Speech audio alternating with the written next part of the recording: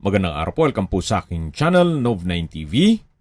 Patalasasan po, meron po ba kayong mga properties na napapabayaan or non-performing assets? Plan nyo ibenta, pero wala kayong oras pagbenta nito.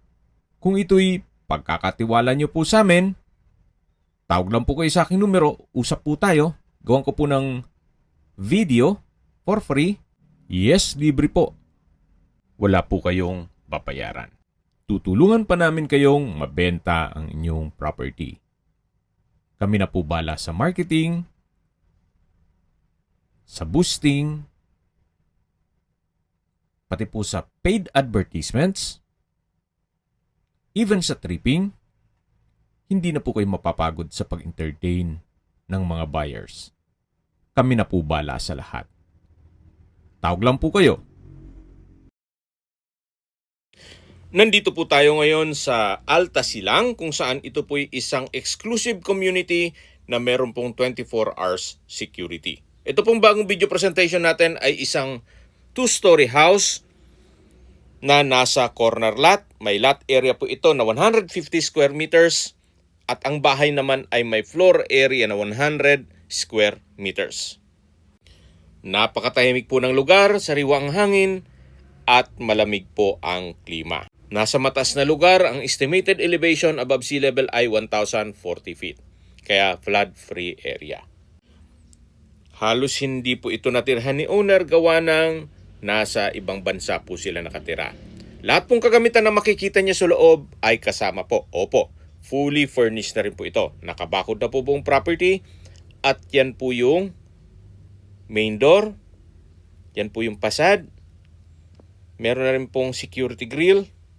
At ito po yung covered na garahe na naka-tile flooring na rin po yan. Dito naman po sa corner side ay malaki pa po ang spasyo. So pwede po kayong maglagay ng extension ng bahay. Pero kung sakali man po na maliit na pamilya lang naman kayo, okay na rin po yan. Meron pong 5 bedrooms. Although nasa ibang bansa po si owner, ito po'y well-maintained. Kaya wala na po kayong ipapagawa dito. Ready for occupancy. Ito po yung main door at check na natin ang loob ng bahay. Ito pong mga sliding glass window ay may curtain. Ito pong sofa set ay halos bago pa po yan. Then may center table, may TV stand, may flat screen TV, naka-ceiling cove design, at meron din pong chandelier. Naka-tile flooring na rin po ito. Ito po ang living area o salas. At dito naman po yung dining area. Meron pong dining set, may chandelier, naka-ceiling cove design, at may split type aircon. Meron din pong sliding glass window na may kurtina. Dito naman po yung formal kitchen. May refrigerator, drop lights, may electric cooker. Ito po yung kitchen countertop na may stainless sink with faucet, wall-mounted kitchen cabinet, kitchen drawer at storage ng kitchen utensils. Dito naman po sa labas yung service area o laundry area. Open lang po siya. Mas maganda po ganyan para yung natural ventilation mula sa likod ay papasok po ang hangin. Hindi lang mula dun sa main door at mga bintana. Ito naman po yung maid's room.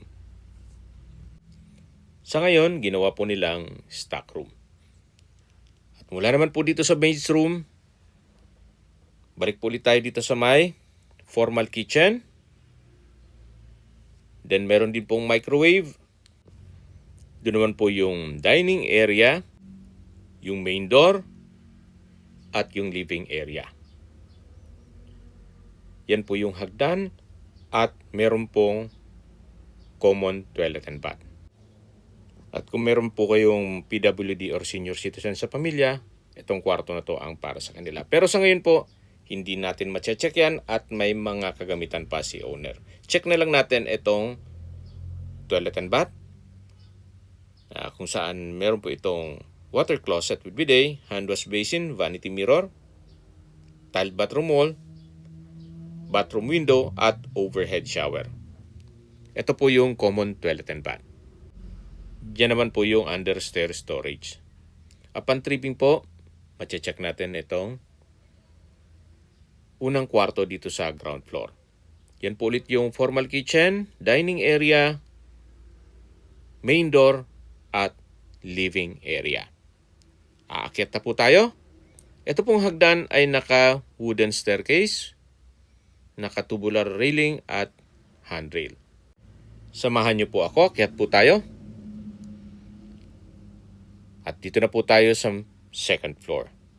Ito po yung hallway, papunta sa mga kwarto. Yan po yung banyo. At dito naman po yung tatlong kwarto. Check natin itong banyo o common toilet and bath. May hand wash basin, vanity mirror, bathroom cabinet, water closet, at may overhead shower. Naka-tiled bathroom wall na rin po ito at may bathroom window. Yan po yung common toilet and bath. At dito naman po yung second bedroom. Sa spasyo, sakto lang. Hindi naman siya ganun kaliit at hindi naman ganun kalaki. Meron din pong sliding glass window with curtain. May bed frame with mattress. At dito naman po yung third bedroom. Mas malaki po siya dun sa second bedroom. May bed frame with mattress, wardrobe, at malaking sliding glass window with curtain. Ito naman po yung fourth bedroom. May double na bed frame with mattress, sliding glass window with curtain, at meron din po itong access door papunta sa balkonahe. May wardrobe na rin po siya at ito naman po yung balkonahe. Sa baba po nito ay yung garahe. Mula po dito matatanaw nyo naman ang inyong mga magiging kapitbahay. Maayos naman po itong bubong pati rain gutter. At ito po yung corner side ng property na may bakanting lote. At habang pababa po tayo, pag-usapan na natin ang distance, location, at travel time. Ito pong subdivision ay along Aguinaldo Highway. At malapit lang po ito sa Vista Mall Silang. Walking distance lang. Ang distance is 430 meters at ang travel time is 2 minutes. Kaya accessible din po ito ng public transportation. Mula Manila, kahit mag-bus lang po kayo, pagbaba nyo po sa Vista Mall Silang, ay nandun na po ang Alta Silang Subdivision. At mula naman po sa bayan mismo ng Silang, Cavite, na kung saan nandun na po lahat ng business establishments, public market, groceries, convenience store, remittance center, banks, schools, at iba pang government offices. Ang distance is 3.1 kilometers at ang travel time is 8 minutes. Mula naman po sa Silang Specialist Medical Center o Hospital, ang distance is 1.4 kilometers at ang travel time is 4 minutes. Yan po yung lagi kong binabanggit sa inyo na dapat nyo i-consider sa paghanap ng property ay yung meron pong malapit na hospital. Hindi ko naman po sinasabing sakitin kayo, yan naman po ay for emergency purpose lang naman. At mula naman po sa Calax Aguinaldo exit, ang distance is 2.4 kilometers at ang travel time is 7 minutes. Mula naman po sa Tagaytay, ang distance is 15 kilometers at ang travel time is 28 minutes. Opo, wala pang 30 minutes, nasa Tagaytay na po kayo. At sobrang layo na po nito sa 14 kilometers danger zone ng Taal Volcano. At kung manggagaling naman po sa Manila o sa airport, ang distance is 56 kilometers at ang travel time is 1 hour and 10 minutes. Kasama na ang traffic. Okay, recap lang po tayo sa mga nagsip ng video. Ito pong property ay nasa isang exclusive subdivision na ang pangalan ay Alta Silang dito sa Silang, Cavite. May lot area po ito na 150 square meters at may floor area na 100 square meters. Corner lot. At lahat pong kagamitan na makikita nyo sa loob ng bahay ay kasama po. Meron pong 5 bedrooms at 3 toilet and bath. Halos hindi naman po ito natirahan ni owner gawa ng nasa ibang bansa po sila. Binebenta po nila ito sa halagang 14.9 million pesos. Kaya kung sakali man po na may mga katanungan ko kayo o gusto yung magpaset ng tripping, tawag lang po kayo sa aking numero. At sa mga kababayan naman natin na sa ibang bansa, meron po akong WhatsApp, Viber, Telegram at Signal. Same number lang po, 0917-316-3399.